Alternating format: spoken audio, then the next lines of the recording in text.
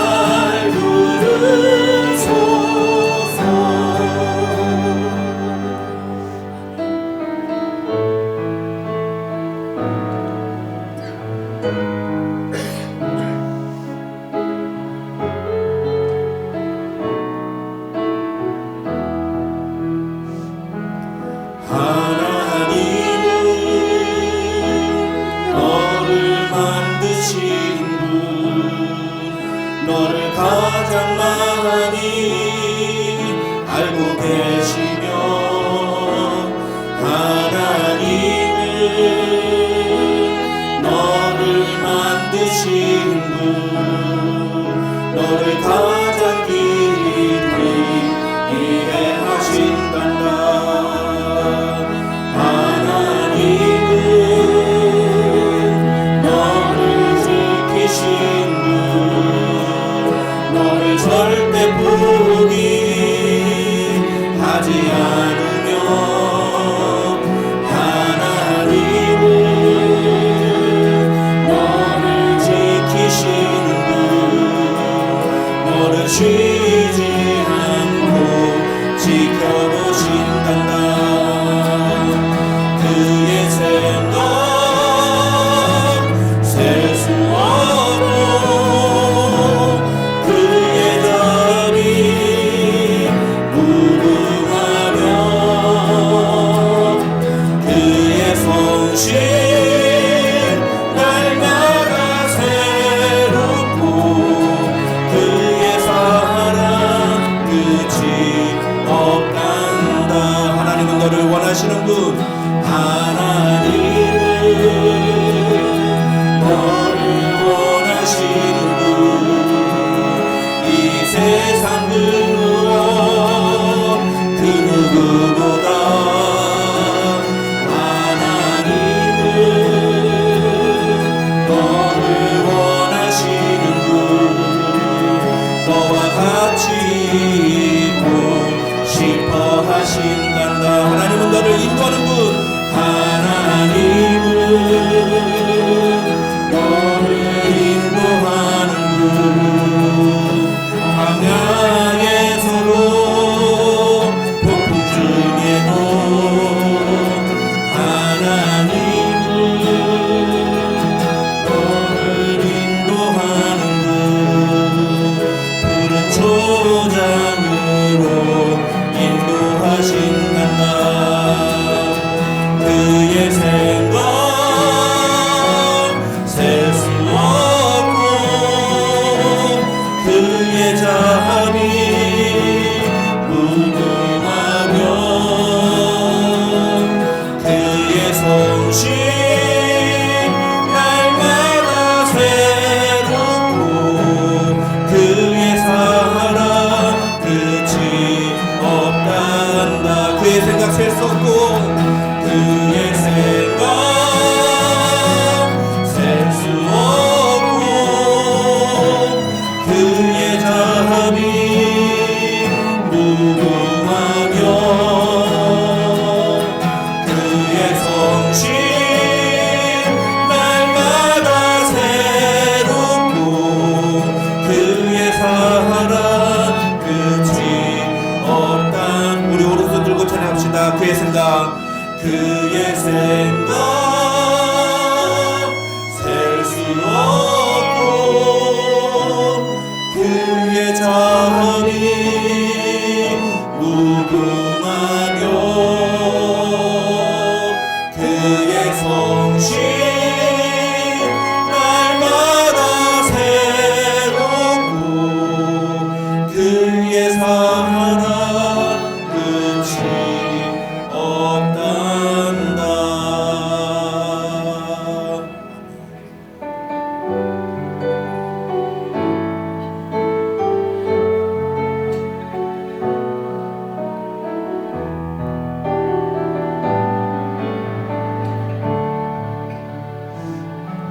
내 모습 이대로 사랑하시네 연약함 그대로 사랑하시네 나의 모든 발걸음 주가 하시나니 날 인도하소서 내 모습 이대로 사랑하시네 연약한 그대로 사랑하시네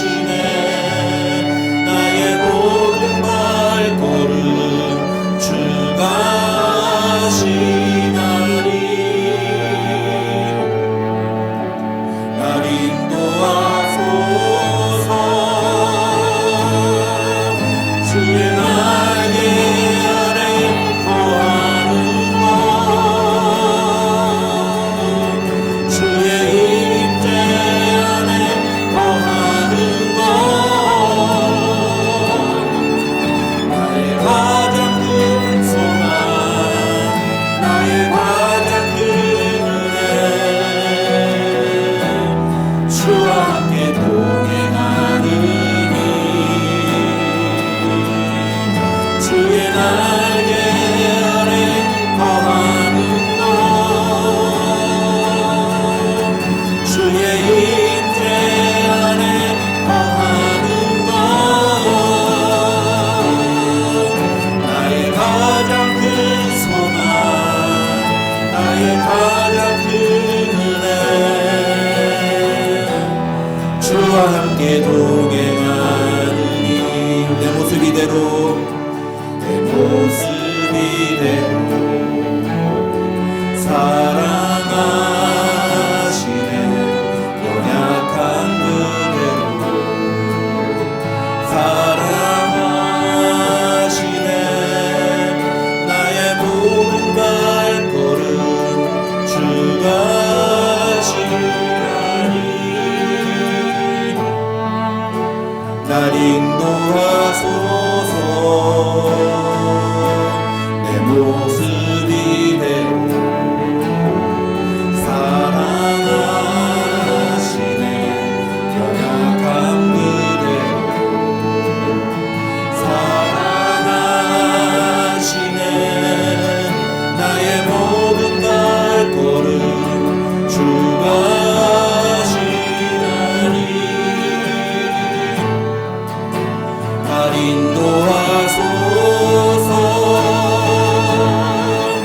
주의 날개 아래 거하는 것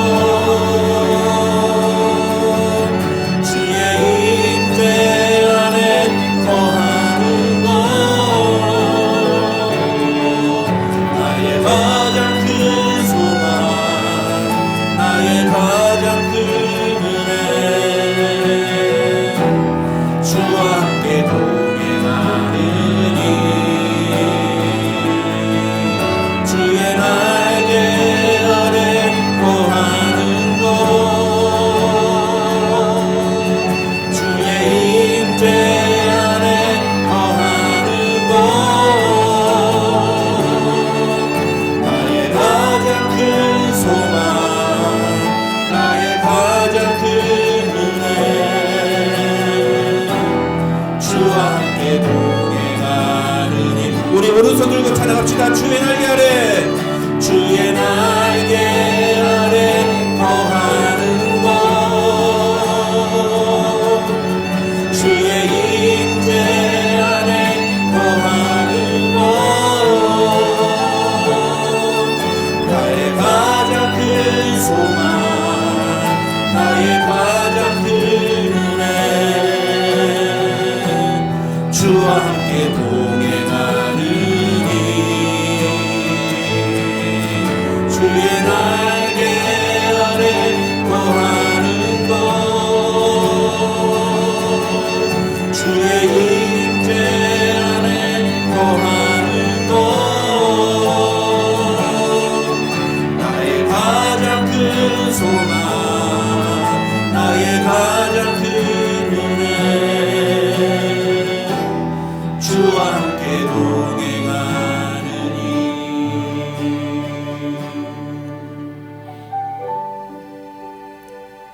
이 시간 우리 함께 기도할 때 주님 그렇습니다. 우리에게 가장 귀한 것은 주님과 함께 동행하는 것입니다. 우리가 다른 그 어떤 것도 우리가 원하지 않습니다. 주님이 우리와 늘 항상 함께 하신다는 그 사실이 우리에게 너무나 큰 축복임을 우리가 알게 하시고 오늘도 그 축복의 주인공인 우리가 하나님 앞에 아무 자격도 공로도 없지만 주님의 공의의 옷을 힘입어 나왔사오니 주님 우리에게 합당한 은혜를 부어주시고 주의 은혜를 우리에게 부어주시옵소서. 말씀으로 임하여 주시고 성령의 능력으로 함께하여 주셔서 모든 상한 심령이 회복을 얻고 위로받는 하나님의 은혜를 경험하는 이 예배 시간 될 수 있도록 하나님 붙잡아 주시옵소서. 우리 그렇게 함께 같이 기도하도록 하겠습니다. 다 같이 기도하겠습니다. 아버지 하나님 감사합니다. 하나님 우리에게 귀한 예배 자리에 허락해 주시고 하나님 오늘도 우리의 마음속에 주의 은혜를 부어주셔서 하나님의 놀라운 능력으로 함께 하심에 감사합니다. 하나님 아무 자격도 아무 공로도 없지만 오직 주님의 보혈을 의지하고 주 앞에 나아싸우니 상한 심령과 통회하는 마음으로 주 앞에 예배하는 사랑하는 주의 백성들을 주께서 긍휼히 여겨주시고 주님 오늘도 이 예배 가운데 성령의 능력을 부어주셔서 합당한 은혜를 부어주시며 사모하는 심령이에 갈급한 심령이에 사모하는 그 영혼을 주님 만족함으로 채우시는 놀라운 은혜를 부어주시옵소서. 한 사람도 그냥 왔다 그냥 하나님 없도록 도와주시고 아버지 하나님 이 시간에도 주 앞에 나와 예배드리는 모든 성도들의 심령 가운데 주의 은혜를 부어주시사 아버지 하나님만이 우리의 소망이시며 하나님만이 우리의 구원이심을 날마다 고백하며 나아가는 그런 성도들 될 수 있도록 하나님 도와주시옵소서. 주님 붙들어 주시옵소서.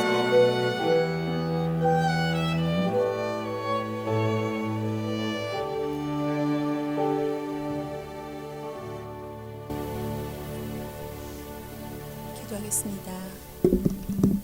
긍휼이 많으시고 은혜로우시며 노하기를 더디하시고 인자하심이 풍부하신 하나님, 아무런 소망도 없는 죽음과 절망 속에서 자신의 죄악으로 더더욱 삼켜지는 흙으로 돌아갈 수밖에 없는 우리를 위해 처음부터 예정하시던 구원을 그 아들 예수 그리스도를 통해 베풀어 주심을 감사하며 찬양합니다. 아무것도 아닌 저희를 너는 내 것이라 인치시며 우리의 기도와 신음에도 응답하시며 인도하심을 감사합니다.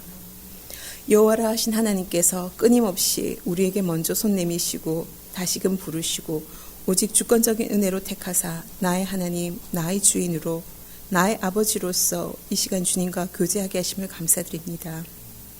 날마다의 삶 가운데 구원의 기쁨은 일상의 평범함이 되고 말씀과 삶의 하나하나 조각들 사이에서 보이던 하나님의 선하신 손길과 준비하심을 보며 기뻐하며 감격하던 그 하나님과의 교제가 바쁜 일상에 조금씩 무너지고 미뤄지기에 감사가 사그러들고 하나님의 뜻을 구하며 하나님의 그 뜻에 순종하기에 게을러진 우리의 모습을 주님 회개합니다. 기쁨으로 받은 그 말씀조차 삶으로 살아내지 못했기에 지키지 못하고 잃어버린 모습 또한 주님 회개합니다. 지나온 삶의 자리가 우리가 열심히 주님 앞에 애썼다 하지만 보시기엔 허물과 흉한 죄의 모습인 것을 주님 다시금 고백하오니 주님 함께해 주시길 원합니다. 말씀 가운데 분별하고 깨어 있었어야 했음에도 혼탁한 세상 가운데 눈 감은 채 편하게 흘러가기를 선택했던 우리의 모습에 세상은 더 이상 그리스도인에게 기대하지 않습니다. 하나님의 기쁨이 되는 것이 아니라 타락한 세상에서조차 근심이 되어 비난거리가 되어버린 우리의 모습을 주님 용서해 주십시오. 주님, 저의 이 부족한 모습, 허물 있는 이 모습 그대로 나아갑니다. 우리를 고치시고 회복시킬 수 있는 이는 단 한 분, 하나님밖에 없습니다. 오늘도 주의 말씀 앞에 서며 하나님을 예배합니다. 말씀 앞에 정직하게 비추어 돌이키게 하여 주시길 원합니다. 부드러운 마음을 주시고 미련하게 죄의 자리에서 계속 거하지 않을 은혜를 주십시오. 오직 홀로 아무런 거짓도 변명도 어떤 가림도 없이 하나님 앞에서만 서는 이 시간을 통하여 예수의 모습이 우리 삶에서도 나타나게 주신 복음의 능력이 날마다 주와 동행하며 사귈 때 우리와 우리 주변을 바꾸어 나갈 수 있도록 주님 허락하여 주십시오. 너희는 세상의 빛이라 너희는 세상의 소금이라 하신 그 말씀대로 마지막 호흡까지 주님 주께서 정한 그 자리에서 충성할 수 있도록 지켜주십시오. 목사님을 성령 하나님 능력과 은혜로 붙잡아 주셔서 오직 주의 말씀만을 외치게 하시고 참 목자의 마음과 영적인 분별력 또한 지혜를 더해 주시길 원합니다. 이 말씀을 듣는 이 모두에게 주님 깨달아 알게 하시길 원하며 기쁨으로 순종할 수 있는 은혜를 주십시오. 주님, 이곳에서 또한 한 교회를 섬기는 성도로서 동역자로서 한 교회로 불러주심을 감사드립니다. 서로의 부족함을 메우고 섬김으로 교회를 세워가게 한 지체임을 배우고 이루게 하여 주십시오. 주의 생명으로 충만한 살아있는 교회가 될 수 있도록 주님 이끌어 주시기 원합니다.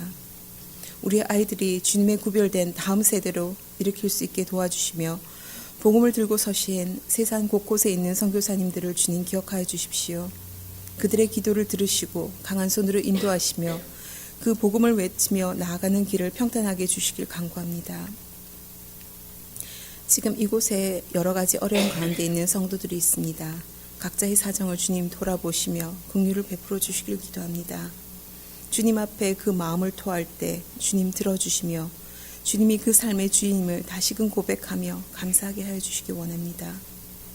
하늘의 모든 영광을 버리고 육신이 되신 예수님, 하나님의 선하신 뜻을 이루기까지 죽기까지 순종하신 예수님, 십자가로 우리 죄를 속량하시고 부활하셨으며 다시 오겠다 약속하신 우리의 참되고 새로운 소망 되신 산수망 되신 예수 그리스도 이름으로 기도드립니다.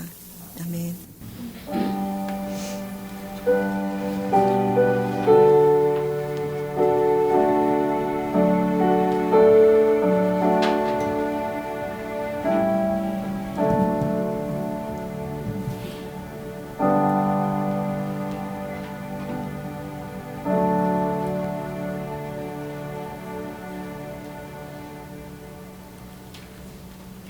오늘 우리 주신 하나님의 말씀은 열왕기상 14장 1절부터 20절까지의 말씀입니다.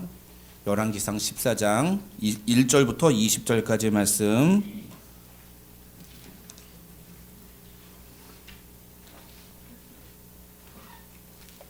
우리 함께 읽겠습니다. 시작. 그때 여로보암의 아들 아비야가 병든지라 여로보암이 자기 아내에게 이르되 청하건대 일어나 변장하여 사람들이 그대가 여로보암의 아내임을 알지 못하게 하고 실로로 가라. 거기 선지자 아히야가 있나니 그는 이전에 내가 이 백성의 왕이 될 것을 내게 말한 사람이니라. 그대의 손에 떡 10개와 과자와 꿀 한 병을 가지고 그에게로 가라. 그가 그대에게 이 아이가 어떻게 될지를 알게 하리라. 여로보암의 아내가 그대로 하여 일어나 실로로 가서 아히야의 집에 이르니 아히야는 나이가 많아 눈이 어두워 보지 못하더라. 여호와께서 아히야에게 이르시되 여로보암의 아내가 자기 아들이 병들었으므로 네게 물으러 오나니 너는 이러이러하게 대답하라. 그가 들어올 때 다른 사람인 채 함이니라. 그가 문으로 들어올 때 아히야가 그 발소리를 듣고 말하되 여로보암의 아내여 들어오라. 내가 어찌하여 다른 사람인 채 하느냐. 내가 명령을 받아 흉한 일을 네게 전하리니 가서 여로보암에게 말하라. 이스라엘의 하나님 여호와의 말씀이 내가 너를 백성 중에서 들어 내 백성 이스라엘의 주권자가 되게 하고 나라를 다윗의 집에서 찢어내어 네게 주었거늘 너는 내 종 다윗이 내 명령을 지켜 전심으로 나를 따르며 나 보기에 정직한 일만 행하였음과 같이 아니하고 네 이전 사람들보다 더 악을 행하고 가서 너를 위하여 다른 신을 만들며 우상을 부어 만들어 나를 노엽게 하고 나를 네 등 뒤에 버렸도다. 그러므로 내가 여로보암의 집에 재앙을 내려 여로보암에게 속한 사내는 이스라엘 가운데 매인자나 노인자나 다 끊어버리되 거름더미를 쓸어버린 같이 여로보암의 집을 맑게 쓸어버릴지라. 여로보암에게 속한 자가 성읍에서 죽은즉 개가 먹고 들에서 죽은즉 공중의 새가 먹으리니 이는 여호와께서 말씀하셨음이니라 하셨나니 너는 일어나 네 집으로 가라. 네 발이 성읍에 들어갈 때에 그 아이가 죽을지라. 온 이스라엘이 그를 위하여 슬퍼하며 장사려니와 여로보암에게 속한 자는 오직 이 아이만 묘실에 들어가리니 이는 여로보암의 집 가운데에서 그가 이스라엘의 하나님 여호와를 향하여 선한 뜻을 품었음이니라. 여호와께서 이스라엘 위에 한 왕을 일으키신즉 그가 그날에 여로보암의 집을 끊어버리리라. 언제냐 하니 곧 이제라. 여호와께서 이스라엘을 쳐서 물에서 흔들리는 갈대같이 되게 하시고 이스라엘을 그의 조상들에게 주신 이 좋은 땅에서 뽑아 그들을 강 너머로 흩으시리니 그들이 아세라상을 만들어 여호와를 진노하게 하였음이니라. 여호와께서 여로보암의 죄로 말미암아 이스라엘을 버리시리니 이는 그도 범죄하고 이스라엘로 범죄하게 하였음이니라 하니라. 여로보암의 아내가 일어나 디르사로 돌아가서 집 문지방이 이를 때 그 아이가 죽은지라. 온 이스라엘이 그를 장사하고 그를 위하여 슬퍼하니 여호와께서 그의 종 선지자 아히야를 통하여 하신 말씀과 같이 되었더라.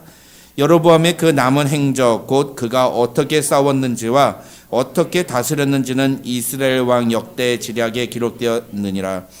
여로보암이 왕이 된 지 22년이라. 그가 그의 조상들과 함께 잠에 그의 아들 나답이 대신하여 왕이 되니라. 아멘. 아멘. 함께 읽은 본문 말씀 가지고 어찌하여 다른 사람인 채 하느냐, 어찌하여 다른 사람인 채 하느냐 하는 제목으로 하나님의 말씀 살펴보겠습니다. 오늘 본문의 내용은 여로보암 왕과 관련된 마지막 스토리입니다. 20절을 보면 여로보암 왕이 된 지 22년에 죽어요. 그리고 그의 아들 나답이 여로보암의 뒤를 이어 북이스라엘의 왕이 되었다고 성경은 말합니다. 이 이야기를 끝으로 여로보암 왕에 대한 이야기는 더 이상 성경에 나오지 않습니다. 그러니까 오늘 본문이 여로보암 왕에 대한 마지막 이야기입니다. 그런데 이 여로보암 왕에 대한 마지막 스토리치고는 오늘 본문에 기록된 내용이 좀 어이가 없습니다. 물론 뒤에 보면은 여로보암 가문에 대한 그리고 이스라엘 민족 전체에 대한 하나님의 진노와 심판의 선언, 예언이 거기에 담겨 있기는 하지만, 그러나 오늘 본문에 나오는 여로보암과 관련된 스토리는 사실 약간 좀 어이가 없을 정도입니다. 오늘 본문의 내용은 여로보암 왕의 아들 아비야가 병이 들어서 죽을 상황이 됐는데, 여로보암 왕이 자기 아들이 앞으로 어떻게 될지, 이 아이가 쉽게 말하면 살지 죽을지를 알아보기 위해서 자기 아내를 이 실로에 있는 아히야 선지자에게 보냈다, 그런 내용입니다. 그래가지고 그 아내가 아히야 선지자에게 가서 이제 물으려고 하니까 하나님이 이 아히야 선지자에게 미리 다 말씀해 주셔가지고 이제 아까 말씀드린 것처럼 이스라엘에 대한 심판뿐만 아니라 이 여로보암 가문에 대한 심판의 내용을 이야기해 준다, 그런 내용이 오늘 스토리인 거죠. 이 아히야 선지자 어떤 사람이라고 했습니까? 2주 전에 다뤘었죠?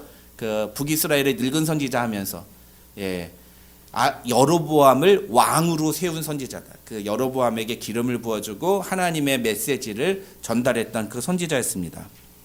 여러분, 그럼 우리가 여기서 한 가지 좀 질문을 해봐야 됩니다. 그게 뭐냐면은, 여로보암 왕은 금송아지를 만들었잖아요. 그리고 그 금송아지를 만들어가지고 온 이스라엘 백성들한테 이 신이 너희의 조상들을 애굽에서 이끌어낸 신이다, 이렇게 얘기하지 않았습니까? 그래서 절기마다 때마다 자기에게 무슨 일이 있을 때마다 이 금송아지에게 와가지고서는 절을 하라고 그렇게 지시를 내리지 않았습니까?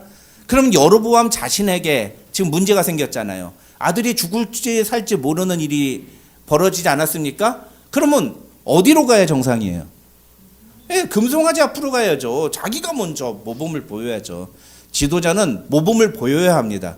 여러분, 담임 목사가 주일날 교회 나와서 예배 드리는 게 좋을까요, 싫을까요? 좋아야죠. 그렇죠. 당연히 좋아야죠. 그런데 우스갯소리 중에 어떤 그런 얘기가 있지 않습니까? 어떤 사람이 나 주일 예배 가기 싫다고, 그래도 엄마가 그래도 예배 빠지면 되냐고, 예배를 가야지. 나 그래도 나 예배 너무 가기 싫다고. 그래도 네가 담임 목사인데 예배를 안 가면 어떡하냐고. 농담인데, 만들어낸 얘기예요. 실제 그런 사람은 없겠죠. 근데 진짜로 만약에 그런 사람이 있다고 생각해 보세요. 담임 목사가 나 주일 예배 가서 오늘은 좀 집에서 쉴래, 이런다고 해보세요. 어떻게 되겠습니까? 교회가 잘 돌아가겠다, 이런 상황 아닐까요? 그렇잖아요. 앞에 선 지도자는 누구보다도 솔선수범하고 자기가 맡은 일에 책임을 져야 되죠. 여로보암이 그런 위치 아닙니까? 금송아지 자기가 만들었으면, 자기 집안에 무슨 문제가 생기면 누구보다도 먼저 그 금송아지 앞에 가가지고 절하고 기도하고 공을 들여야 되는 거 아닙니까? 그런데 결정적인 순간에 이 여로보암은 어디로 가요? 자기에게 왕이 되겠다고 메시지를 전하고 기름을 부어줬던 이 아히야 선지자에게로 찾아갔다는 거죠. 신학자들은 이러한 여로보암 왕의 태도는 여로보암 왕이 자기가 만든 금송아지가 가짜라는 걸 누구보다 잘 알았다는 증거라고 얘기를 합니다. 다른 사람은 몰라도 자기는 너무 잘 아는 거예요. 여러분, 그렇지 않습니까? 자기가 누구인지, 자기가 어떤 존재인지는 세상 누구보다도 자기가 제일 잘 알아요. 근데 가끔 가다 보면 자기가 누군지 모르는 사람들이 있어요. 그런 사람 뭐라고 그래요? 착각이다. 착각에 빠졌다, 그렇게 얘기를 하죠. 여러분, 근데 여로보암은 자기가 만든 금송아지가 가짜라는 걸 알았습니다. 그래서 그는 자기 아들이 죽을 병에 걸렸을 때 그 금송아지에게 찾아가지 않고 아히야 선지자를 찾아갑니다.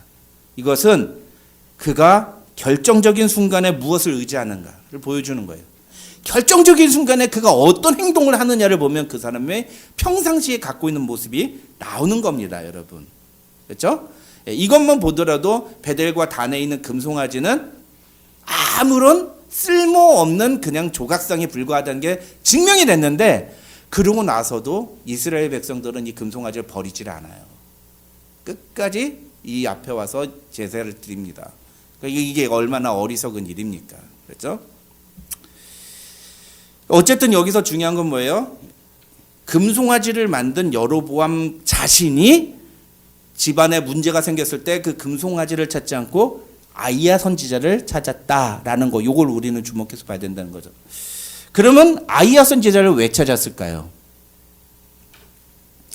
구약학자들은요, 이 여로보암 왕이 아이야 선지자를 찾았다고 해가지고 여로보암 왕이 하나님을 의지했다라고 해석하면 안 된다라고 설명합니다. 아이야 선지자를 찾은 것이 하나님을 의지하는 신앙의 행위가 아니라는 거예요. 왜 그러냐? 3절을 보시면은요, 여로보암 왕은 자기 아내를 아이야 선지자에게 보냅니다. 자기가 가는 것도 아니에요. 자기 아내를 보내요. 그러면서 어떻게 해요? 그 아내한테 왜 아이야 선지자에게 가느냐?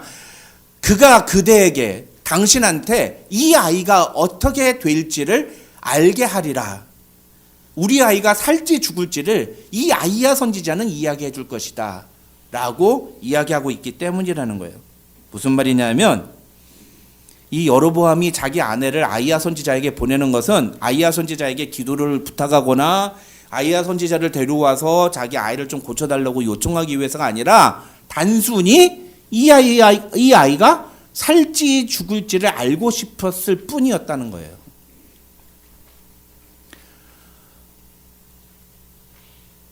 다시 말해서 선지자를 찾아갔다, 교회에 왔다, 목사님께 찾아갔다 라고 해서 그것이 신앙의 행위는 아니라는 겁니다.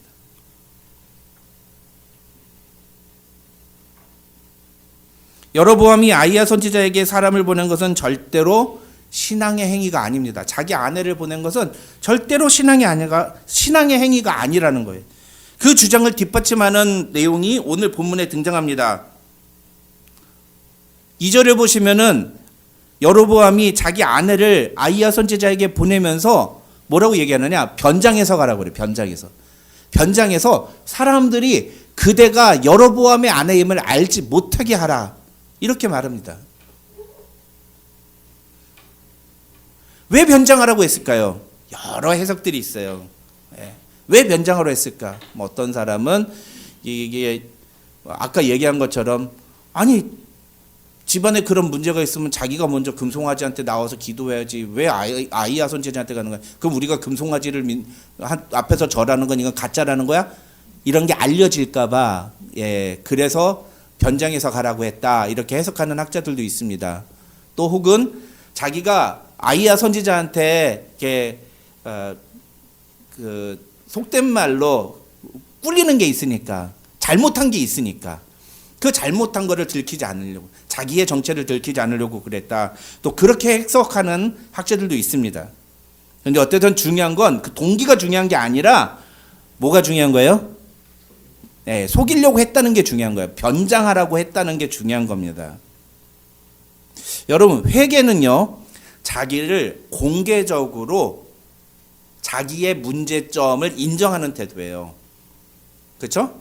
그래서 회개를 하는 사람은요, 자신의 문제와 자신의 잘못이 무엇인지를 사람들이 알도록 합니다. 그렇죠? 그게 진짜 회개하는 사람이에요. 변장은요, 자기를 숨기는 거죠. 그런 의미에서 변장은 회개의 정반대 행동이에요. 회개하는 사람은 자신을 숨기지 않아요. 회개한다고, 말로는 회개한다고 하면서 거짓말을 하는 사람, 그 사람 회개했다고 말합니까? 자기는 내가 이런 행동을 한 건 내가 정말 후회합니다라고 하는데 하는 말마다 거짓말이야. 그 사람이 한 후회나 그 사람이 한 반성이 진짜냐? 아니라는 거죠. 그 사람은 회개한 사람이 아닌 거예요. 그렇죠? 변장은 신앙적인 관점으로 봤을 때 회개의 정반대 위치에 있는 행동이에요. 오늘 우리가 봐야 되는 게 이 프레임이에요. 단순히 여로보암이 자기 아내를 변장을 시키려고 한 것은 그냥 자기의 정체가 들키지 않으려고 하는 그런 행동인 게 아니라 여로보암의 영적인 상태가 어떤지를 보여주는 증거라는 거죠. 어떻다는 거예요, 여로보암은? 우리 계속 얘기하지 않았습니까? 하나님이 계속 여로보암에게 요구하신 게 뭐예요? 기대하신 게 뭐였어요? 회개하는 태도예요. 돌이키는 거예요. 마음을 돌이키는 거예요. 근데 여로보암은 끝끝내 돌이키지 않는 겁니다. 회개하지 않는 거예요. 회개하는 것 대신에 뭐예요? 나는 내가 아닌 척, 이 여자가 내 여자가 아닌 척 이렇게 감추는 거예요. 숨기는 거예요. 변장을 했다는 거죠. 여러분, 이게 굉장히 무서운 일인데요. 사실요, 이 부분을 신학자들은 굉장히 중요하게 봅니다. 굉장히 중요하게 보는데, 우리가 누군가한테 도움을 요청하거나 무언가 부탁을 하려면 그냥 부탁하지 않습니다. 그 사람이 우리에게 그럼 내가 이거 해줄 테니까 너도 이거 해 라고 하면 그 제안을 수용해요, 안 해요? 예? 안 해요? 누군가가 그 제안을 하면은 그 사람에게 도움을 받아야 되는데 그 사람이 나한테 내가 그럼 이거 해줄 테니까 그럼 너도 이거 해 라고 하면 그 제안을 받아야 돼, 안 받아야 돼요? 그 사람의 도움을 받으려면 그 제안을 받아야죠. 그거 안 받으면 뭐예요? 안 하겠다는 거잖아요. 나는 그런 거 하기 싫고 네가 날 도와주고 싶으면 이걸 하든지 아니면 말든지, 이런 걸 뭐라고 그래요? 전문 용어로 똥배짱이라고 그래요. 똥배짱. 그런 사람 많아요. 그게 문제인 거예요. 그게. 그런 사람이 많은 게 문제인 거예요. 똥배짱을 부리는 사람들이. 좀 어려운 용어로 뭐라고 그래? 아나무인이라고 그러죠. 아나무인. 상식이 파괴되는 거예요. 아니, 자기가 누군가에게 도움을 받으려고 하면은 그 도와주는 사람이 요청하는 것도 자기도 도와줘야죠. 그게 인지상정 아닙니까? 오늘 어려운 말 많이 나오네. 이거 영어로 번역도 안 됐는데 큰일 났네. give and take. 그러네. give and take. 이게 상식이란 말이에요. give and take가. 부부관계도 그렇지 않습니까? 늘 한쪽만 잘해주는 그런 관계는 건강하지 못한 거예요. 남편이 아내를 위해서 헌신하면 아내는 남편을 위해서 또 사랑하고 섬기는 겁니다. 그렇게 서로가 서로의 역할 속에서 서로를 위해서 책임을 다하고 서로의 필요를 채워주는 관계가 되어드는 것이죠. 그런데 오늘 본문에 나오는 여로보암의 태도는 그런 상식을 파괴하고 자기의 것은 철저히 숨기면서 이 아이야 선지자에게 무언가를 얻어내려고 하는 태도다라고 말을 하는 거죠. 그래서 사실은 제가 영어에는 써놨는데 한글로는 지웠어요. 그렇게 얘기해봤자 별로 뭐 중요한 것도 아니고 그래가지고. 여러분, 정말 우리에게 중요한 게 뭡니까? 하나님이 우리에게 요구하시는 게 뭐죠? 우리가 하나님의 도우심을 구하려면 우리의 태도가, 우리에게 필요한 태도가 뭐예요? 하나님 앞에 진실하고 바짝 엎드리는 거예요. 하나님이 우리에게 원하시는 거는요, 이게 좀 자존심 상하게 들리실 수도 있는데 하나님이 우리에게 원하시는 건 항복이에요. 항복. 항복을 뭐라고 해요? 서브미션이죠. 서브미션. 서브미션의 다른 뜻이 뭐예요? 순종이에요. 순종.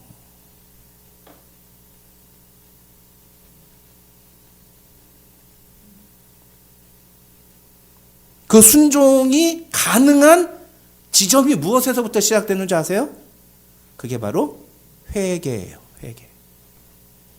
내가 하나님 앞에 나 자신을 정직하게 드러내고 내 상태를 정직하게 보여드릴 때 내가 그 하나님 앞에 항복할 수밖에 없고 하나님의 말씀대로 순종할 수밖에 없는 겁니다. 하나님이 우리에게 기대하시는 건 그거예요. 다른 걸 원하는 게 아니에요. 우리가 무슨 막 열심히 막. 그래서 미가서에 그러잖아요. 내가 천천의 수양과 만만의 기름을 하나님께 드릴까? 아니, 내 자식을 갖다 바칠까? 그러면 하나님이 내 기도에 응답해 주실까? 아니라는 거예요. 아니라는 거. 그런 걸 가르쳐서 뭐라고 그래요? 공로주의라고 그래요. 공로주의. 내가 무언가를 해가지고 하나님의 마음을 감동시키. 참 어리석은 생각입니다. 참 어리석은 생각이에요. 하나님이 우리에게 기대하시는 건 그런 내가 뭔가를 막 열심히 해가지고서는 그래서 하나님의 마음을 돌이키는 게 아니에요. 하나님의 마음을 돌이키는 방법은 지극히 쉬워요. 회개하기만 하면 됩니다. 회개하기만 하면. 정직하게 하나님 앞에 나아가기만 하면 됩니다.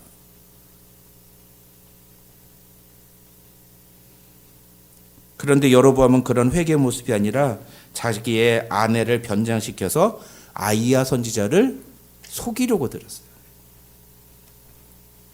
이것을 어떤 신학자는요, 여로보암은 아이야 선지자를 복채를 받고 미래를 알려던 점쟁이 취급했다 이렇게 표현했습니다. 그렇잖아요. 정확하잖아요. 그렇죠? 내 아이가 어떻게 될 건지를 알려달라. 완전 점치는 거잖아요. 하지만 5절을 보면 하나님은 아이야 선지자에게 그런 여로보암의 속임수를 미리 다 알려주십니다. 야, 지금 여로보암의 아내가 너 찾으러 오고 있다. 그리고 너한테 이런 거 물어볼 건데 너는 이러이러하게 그 여자한테 다 대답해줘라. 그래서 6절을 보면 아이야 선지자는 여로보암의 아내가 문을 열고 들어오자 그녀에게 여로보암의 아내여 들어오라. 네가 어찌하여 다른 사람인 채 하느냐라고 먼저 선전포고를 내립니다. 와, 숨길 수가 없게 되는 상황이 돼버린 거죠. 얼마나 당황했겠습니까? 자기는 기껏 변장해가지고 화장을 막 이렇게 여로보암 집에 가기 전에 올리브영을 좀 들려가지고서는 물건을 사서 막 발라가지고 난지 모르게 하고 가려고 막 노력했을 텐데 올리브영이 어딘가 하고 우리 할아버지들 막 이렇게 고민하시는 분들이 계시는데요. 전문 용어입니다. 하나님 앞에서 속이는 게 무슨 필요가 있겠습니까? 그렇죠? 7절부터 16절에는 아이야 선지자가 여로보암의 아내에게 하나님께서 주신 메시지를 전달하는 내용이 나옵니다. 그 내용이 7절부터 16절까지 내용이에요. 사실은 어떻게 보면 이 내용이 진짜로 중요한 내용이죠. 이게 하나님이 왜 이스라엘 민족과 여로보암의 가문에 대해서 진노하시고 심판하기로 결정하는지 뿐만 아니라 이 7절부터 16절 안에는 하나님께서 북이스라엘을 멸망시키려 200년 만에 멸망시키고 강 건너 이방 민족에 의해서 흩어버리시겠다고 하는 내용까지 다 들어있어요. 근데 그 모든 내용이 그 모든 일이 무엇 때문이다? 여로보암의 죄 때문이다. 여로보암이 지 혼자 죄 짓는 게 아니라 북이스라엘의 모든 백성들을 죄를 짓게 만들었기 때문에 그리고 그러면은 북이스라엘 사람들은 죄가 없습니까? 왕이 그랬으니까 어쩔 수 없이 한 거예요? 아니란 거예요. 북이스라엘 백성들도 지들도 기쁘게 그 일에 따라갔다는 거예요. 그러니까 하나님이 북이스라엘과 여로보암 가문을 멸망시키시겠다고 선언을 하시는 내용이 나오고요. 17절과 18절은 하나님께서 아이야 선지자를 통해 여로보암에게 내리신 심판의 메시지가 그대로 실현이 됐다라는 내용을 보여주고 있는 거예요. 오늘 본문을 읽으면서 제 눈에 확 들어오는 문장이 하나 있었어요. 그게 바로 오늘 설교의 제목입니다. 어찌하여 내가 다른 사람인 채 하느냐. 네가 어찌하여 다른 사람인 채 하느냐. 이것은 아이야 선지자가 여로보암의 아내에게 하는 말씀인 동시에 하나님께서 여로보암 왕에게 하시는 말씀이기도 합니다. 동시에 오늘 본문을 통해서 성경이 우리에게 던지는 질문이기도 해요. 그래서 오늘 이 설교의 제목인 이 말씀을 우리 자신에게 던져봐야 됩니다. 우리는 과연 하나님 앞에서 우리의 모든 것을 정직하게 드러내고 회개의 태도로 나아가고 있습니까? 아니면 얕은 생각으로 하나님을 속이고 사람들을 속이려는 행동을 하고 있지는 않습니까?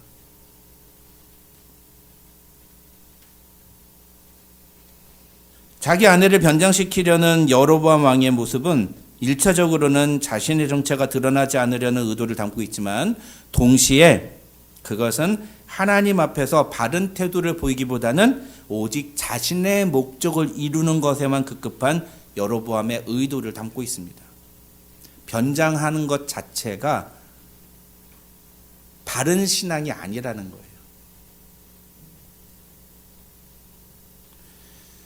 자기가 정말로 자기 아들의 목숨을 살리기를 원한다면 하나님 앞에 나아가서 회개하고, 아이야, 선지자님, 혹시 제가 하나님의 용서하심을 얻을 수 있는 방법이 있을까요? 제가 하나님 앞에서 이 죄를 씻을 수 있는 방법이 있을까요? 이렇게 구했어야 마땅하다는 거죠. 그런데 아이야 선지자는 여로보암 왕은 오직 이 아이가 살지 죽을지를 아는 것에만 관심이 있었다는 거예요. 이게 부모가 가져야 될 태도입니까? 지금 자기 아이가 죽을지 살지 그 기로에 서 있는 순간에 이 아이가 죽을까 살까 그걸 걱정하고 있던, 그걸 궁금해한다는 게 이게 상식적입니까? 그러니까 이 여로보암이 얼마나 비상식적이고 잘못되어 있는가를 보여주는 거예요. 인간적으로 봐도, 영적인 걸 떠나서 인간적으로 봐도 지금 자기 아이가 죽을 것 같은 위기에 놓여 있으면 그 아이들을 살려달라고 애원하는 게 정상 아닙니까? 그런데 하나님 앞에 그렇게 살려달라고 애원하기는커녕 이 아이가 살지 죽을지 그 결과를 알고 싶다고 얘기하는 태도, 얼마나 어리석은 태도예요.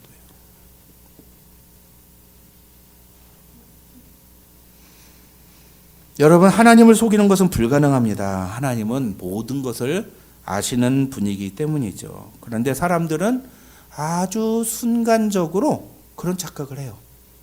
얼마든지 하나님을 속일 수 있다고 생각합니다. 하나님이 모르시겠지라고 생각해서 그런 건지, 아니면 그런 생각도 안 하고 그냥 자동스럽게 하는 건지는 모르겠지만, 어쨌든 하나님을 속이려고 하는 행동들을 우리가 아주 순간적으로 하게 됩니다. 습관이죠.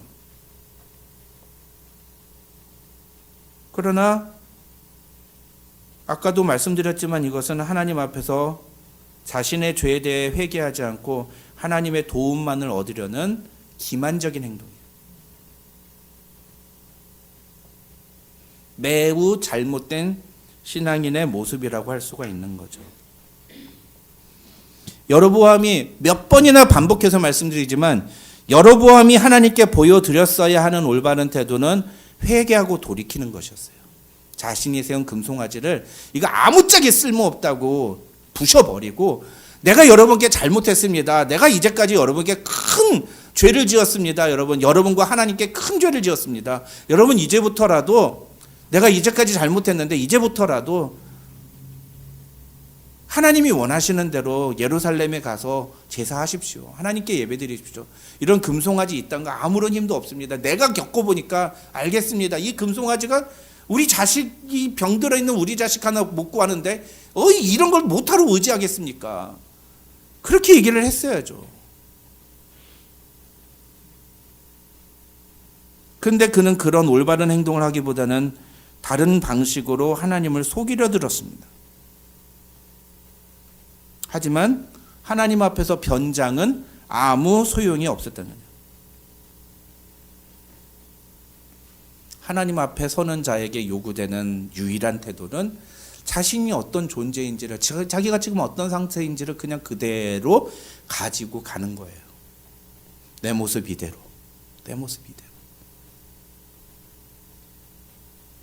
여러분, 아담과 하와가 하나님이 먹지 말라고 한 선악을 알게 하는 나무의 열매를 먹은 후에 하나님이 에덴 동산을 거니시면서 아담과 하와를 찾으십니다. 그러자 그 하나님이 오셨다는 것을 깨닫고서는 숨어요.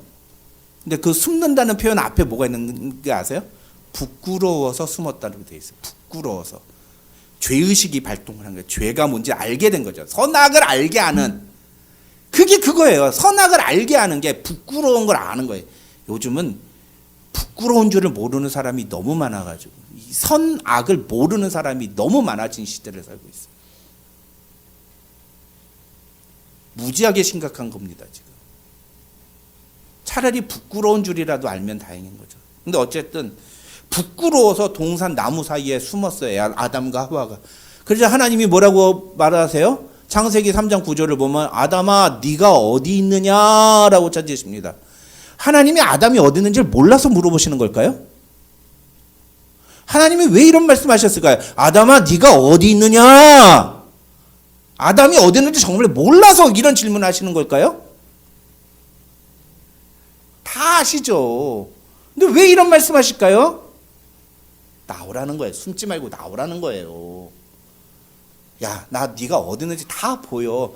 저희 집 고양이가 있잖아요. 고양이가 가끔 가다가 저희랑 놀려고 그래요. 그런데 저한테 와가지고 왕 하고 한 다음에 막 뛰어가요. 그런 다음에 어딘가 이렇게 숨어요. 어디에 숨는지 아세요? 무슨 커튼 같은 거 있는데 커튼 같은 거 뒤에 숨는데 뒤에 꼬랑지는 이렇게 밖으로 나와서 이러고 하고 있어요. 자기는 머리를 집어넣었으니까 숨었다는 거예요. 그럼 우리는 어떻게 해요? 이거 어딨지? 이거 어딨지? 사슴이 어딨지? 제가 몰라서 진짜로 못 찾는 겁니까? 예? 몰라서 못 찾는 거예요? 다 알아요. 거기 있는 거 알아요. 무슨 얘기예요? 하나님도 아담과 하와한테 야, 나 너 어디 있는지 알아. 근데 그렇게 숨지 마.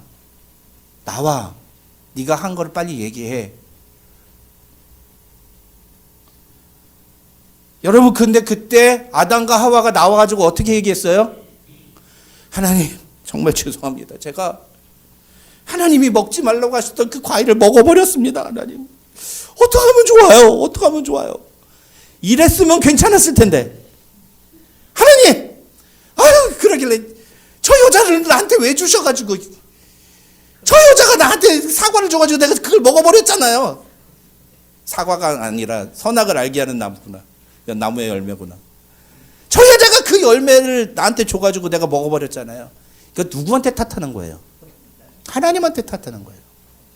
죄는 지가 지어놓고 하나님 탓을 돌리는 거예요.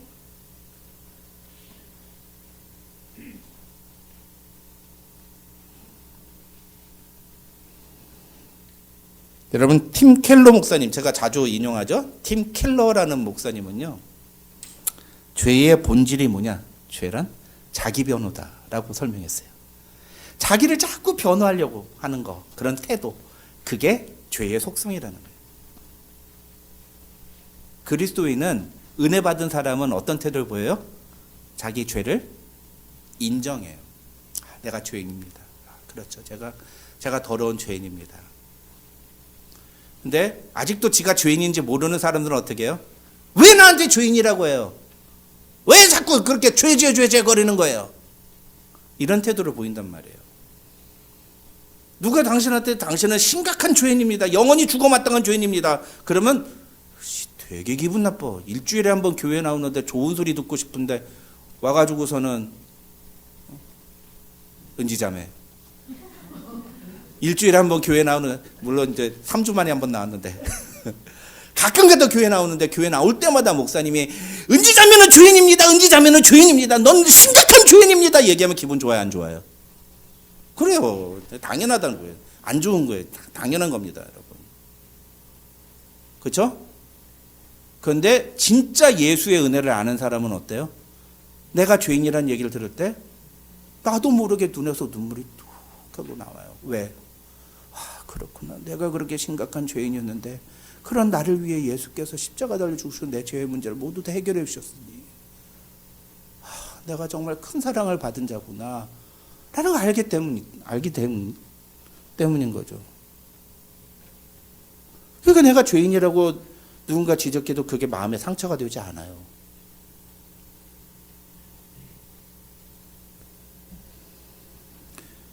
여러분, 그래서 구원받은 자에게 있어서 가장 중요한 첫 번째 태도, 제가 항상 뭘 강조합니까? 회개하는. 사랑하는 성도 여러분, 저는 진짜 담임 목사로서 진심으로 여러분들이 날마다 회개하는 마음으로, 회개하는 자세로 하나님 앞에 나아가는 성도들이 되시기를 주님의 이름으로 축원합니다. 저도 알아요. 여러분이 죄를 지어봤자 뭘 얼마나 심각한 죄를 지었겠어요. 여러분이. 내가 보기엔 여러분만큼 좋은 성도들도 없어요. 난 그러고 자랑합니다. 진짜 내가 아는 사람들 다 데려와 볼까요?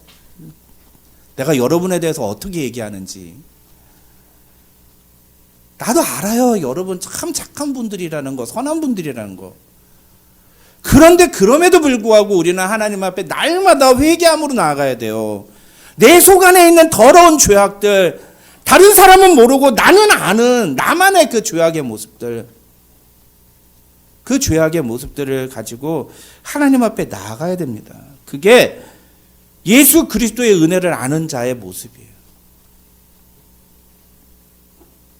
이런 말 드려서 정말 죄송하지만 회개하는 사람만이 진짜 예수 믿는 사람입니다. 회개하는 사람만이. 회개는 나를 죄에서 건져내기 위해 하나님의 아들이신 예수께서 이 땅에 오셨음을 인정하는 태도예요. 회개가 곧 예배고 회개가 곧 예수님을 나의 구주로 인정하는 태도입니다. 여로보암에게 하나님은 예배의 대상이 아니라 자신의 불안감을, 자신의 궁금증을 해소해 줄 그런 존재일 뿐이었던 거죠. 그런 사람은 어떻게 하나님을 믿는 사람이라고 말할 수 있겠습니까? 여러분, 오늘날 기독교인들 중에도 여로보암과 같이 이렇게 하나님을 대하는 사람들이 있습니다. 그들은 하나님께 보여드려야 할 바른 반응을 보여드리는 것보다는 여러 가지 모습으로 하나님과 사람 앞에서 변장하면서 신앙생활을 해요. 도덕적인 삶이나 종교적인 열심들을 통해서 자신의 본 모습을 감추려고 합니다. 교회에 오면 멋있는 척, 교회에 오면 신앙 좋은 척, 아무 문제 없는 척. 그런데 집으로 돌아가기만 하면 자신의 본 모습이 드러나죠. 그러면서 철저히 신앙생활엔 열심을 냅니다. 왜? 자기가 원하는 것을 얻기 위해서, 교회를 통해서. 예수라는 신을 통해서 자기가 원하는 것을 얻기 위해서.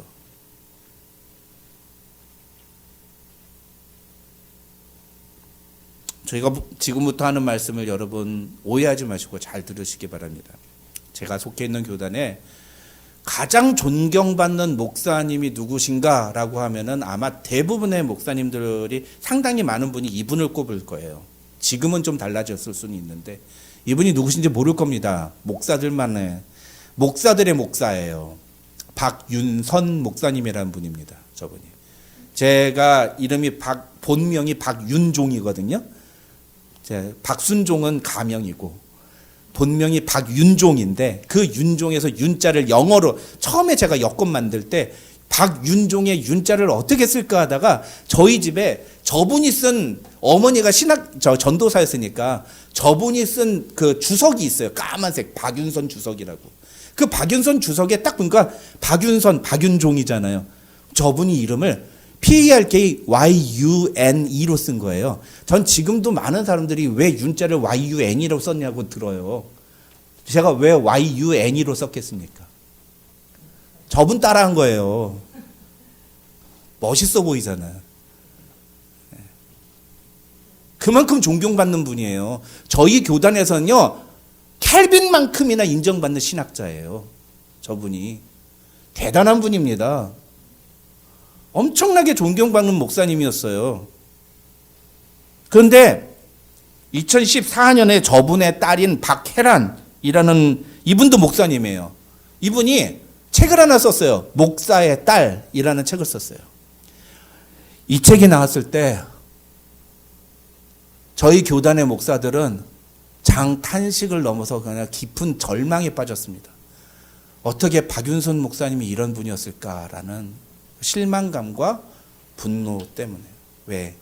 이 책에서 이 박윤선 목사님의 딸이 이야기한 게 뭐냐면은 우리 아버지 세상 사람들이 보기엔 대단한 신학적이고 막 엄청난 목사님으로 추앙받지만 실제 우리 집에 오면 폭력적이고 가부장적이고 엄마 폭력으로 때리고 우리한테는 명령하고 복종만 요구하고 대화라는 걸 할 줄 모르는 일방적인 분이다. 그래서 어렸을 때 계속 아버지에 대한 상처, 아버지에 대한 분노를 가지고 자라는. 그래서 자기는 아버지 곁을 떠나고 싶었다고. 그렇죠, 쓴 거예요. 물론 이 박혜란 씨는요, 이 책을 쓴 이유는 아버지를 폭로하고 아버지에 대한 상처를 드러내기 위해서가 아니라 한국교회, 적어도 제가 속해 있는 게 합동교단 안에 자기 아버지에 대한 거의 신성시하는 그런 분위기, 그 박윤선이라는 목사에 대한 그 사람들이 갖고 있는 이미지가 얼마나 잘못된 것인지를 고발함으로써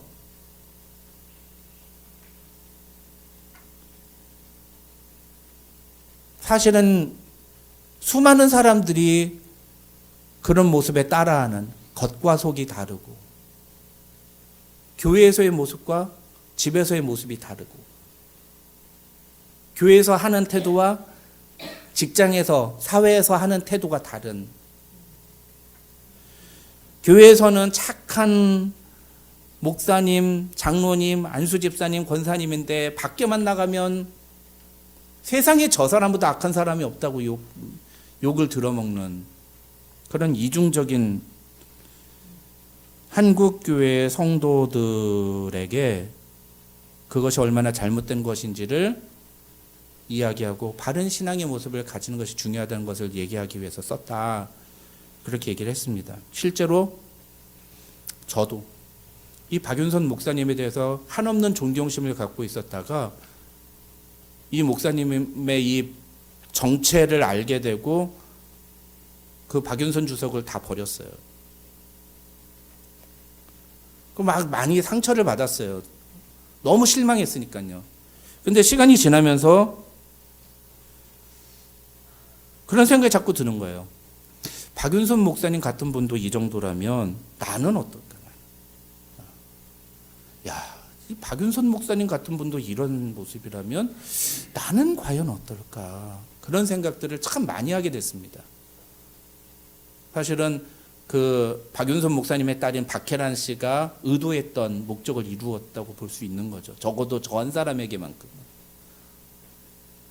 신앙과 삶이 일치되지 않는 그 허울뿐인. 그래서 저는 저희 집사람이 늘 얘기하지만 너무 과하다 싶을 정도로 제 모습들을 다 얘기하고 제 모든 모습들을 다 그냥 보여드리잖아요. 그래서 누군가가 목사는 비밀이 있어야 돼 라고 얘기를 하는데 저한테는 그게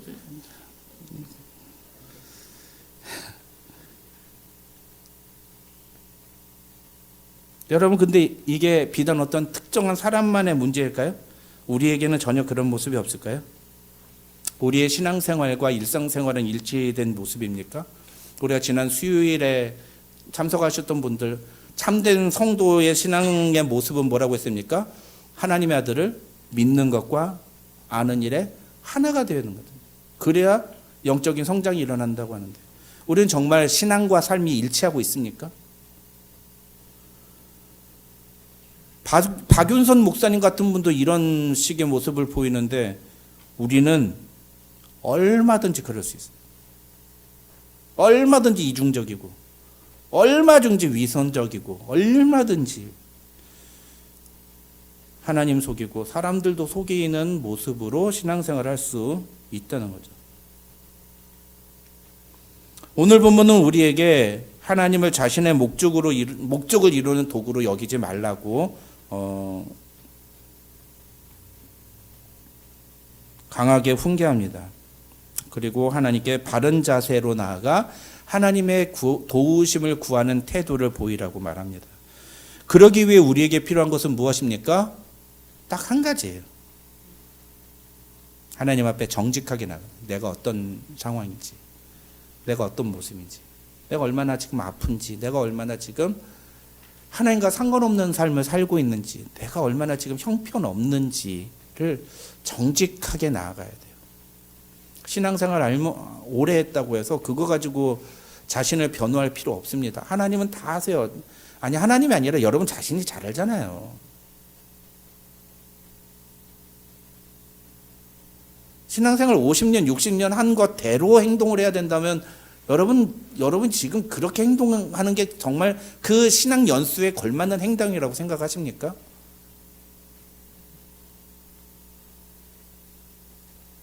하나님 앞에 정직하게 나가야 돼요. 변명할 필요 없습니다. 하나님은 이미 우리가 다 어떤 분이신지 알아요. 그래서 로마서 5장 8절에서 뭐라고 했습니까? 우리가 아직 죄인 되었을 때 우리가 아직 죄인 되었을 때, 우리가 뭔가 대단히 뭔가를 개선돼서 하나님 앞에 나와서 주님이 그 사랑을 우리에게 보여주신 게 아니란 말이죠. 우리가 여전히 가망성 없고 우리가 여전히 처참한 죄인일 때, 그럴 때 하나님은 이미 우리에게 자기 아들을 내어주심으로 우리를 향한 그 사랑을 보여주셨다는 거예요. 하나님은 우리가 죄를 지었다고 내치시는 분이 아닙니다. 오히려 그 반대에 우리가 죄를 지었으니까 하나님께 나와야 돼요. 안 그렇습니까, 여러분? 우리의 그 죄를 어디서 해결하겠습니까? 하나님만이 해결해 주실 수 있잖아요. 그러면 하나님 앞에 나와 정직하게, 하나님 내가 지금 이런 모습입니다. 하나님 내가 지금 이런 상태입니다. 하나님 내게 이런 가식이 있습니다. 정직하게 고백해야죠. 어저께 저녁에 말씀 놓고 기도하고 예배 놓고 기도하는 시간에 하나님 저한테 그런 마음을 주셨어요. 너는 어떠냐? 너는.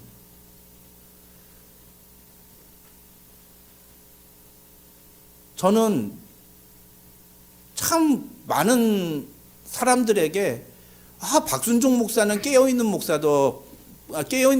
박순종 목사는 권위적이지 않다. 박순종 목사는 목사답지 않은 목사고 정말 진실한 목사고 겉과 속이 똑같은 목사다. 이런 소리를 듣기를 원합니다. 그게 제 인간적인 목표예요. 그런데 제 저 깊은 한 구석탱이에는요, 여전히 나도 유명해지고 싶고, 여전히 나도 많은 사람들이 모이는 교회에서 담임 목회도 하고 싶고, 여전히 나도 많은 큰 일을 업적을 남겨서 많은 사람들에게 뭔가 도움을 주는, 진짜 사람들에게 영적인 리더라고 그런 소리를 듣고 싶어요. 내가 내 스승인 오카는 목사님만큼은 되지 못한다 할지라도 나도 그래도 어디 가서 누군가가 박순종 목사님 그분은 정말 대단한 분이야, 이런 소리를 듣고 싶은 마음이 있다는 거죠. 저도. 그런데 아닌 척하는, 나는 그런 거에 욕심이 없는 척, 나는 한 영혼에 집중하고, 나는 성도 수가 적어도 그런 거에 개화하지 않는 척. 그래서 제가 어저께 개인적으로 혼자 와서 기도하면서 하나님 앞에서 참 많이 회개했어요. 하나님, 솔직히 내 안에 있는 이런 더러운 인간적인 욕심도 욕망들 하나님 아시지 않습니까? 그래서 참 나는 아직 멀었나 보다, 그 생각을 참 많이 하게 됐습니다. 여러분, 우리가요 하나님 앞에 숨길 필요가 없어요. 오히려 하나님은요, 우리가 하나님 앞에 우리의 모습을 정직하게 드러내고 자복할 때 우리에게 은혜 주신다고 말씀하십니다. 다 같이 시편 32편 5절 함께 읽겠습니다. 시작. 내가 이르기를 내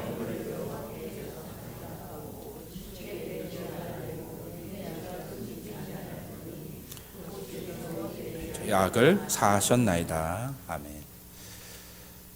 내 허물을 여호와께 자복하리라 하고 주께 내 죄를 아뢰고 내 죄악을 숨기지 아니하였더니 주께서 내 죄악을 사하셨나이다.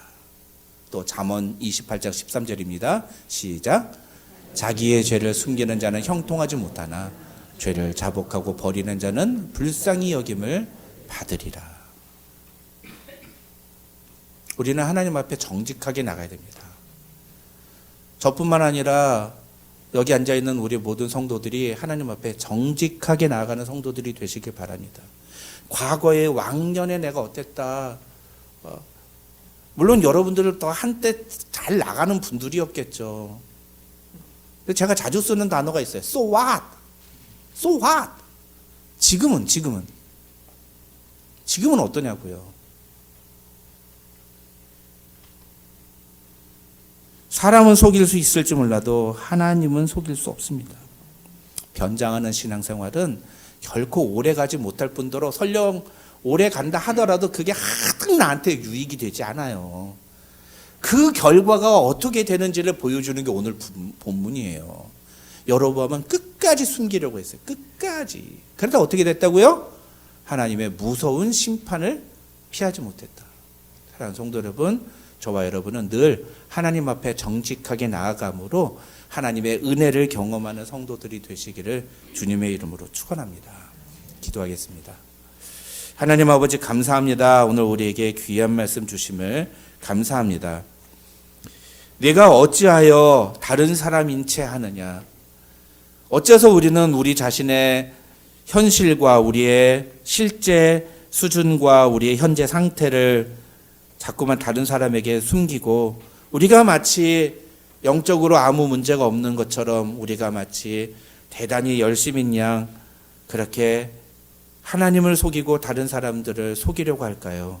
하나님, 오늘 이 말씀이 우리에게 귀한 도전이 되고 경고의 메시지가 되고 그 경고의 알람을 잘 듣고 그 말씀대로 반응함으로 회개함으로 정직하게 하나님 앞에 나아가 하나님의 도우시는 은혜를 구하고 하나님의 은혜를 날마다 경험하는 귀한 하나님의 자녀들이 되게 하여 주시옵소서. 예수님의 이름으로 기도드립니다. 아멘. 교회 소식 알려드립니다. 오늘은 그렇게 구체적으로 중요한 내용은 없습니다만 우리 다 아는 내용, 새벽에 만나와 수유기도에 적극적으로 참여해 주시고요. 또 여러 가지 문제로 힘든 시간을 보내고 있는 우리 지체들 교우 가정을 위해서 계속적으로 기도해 주시면 감사하겠습니다. 감사합니다. 이제 우리 다 같이 일어나셔서 내 모습 이대로 함께 찬양하고 축도함으로 예배 마치겠습니다.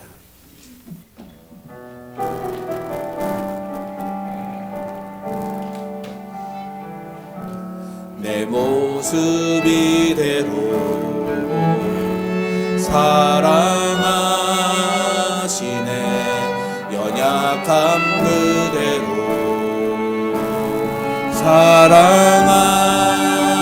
사랑하시네 나의 모든 발걸음 주가 시나니 날 인도하소서 내 모습 이대로 사랑하시네 연약함 그대로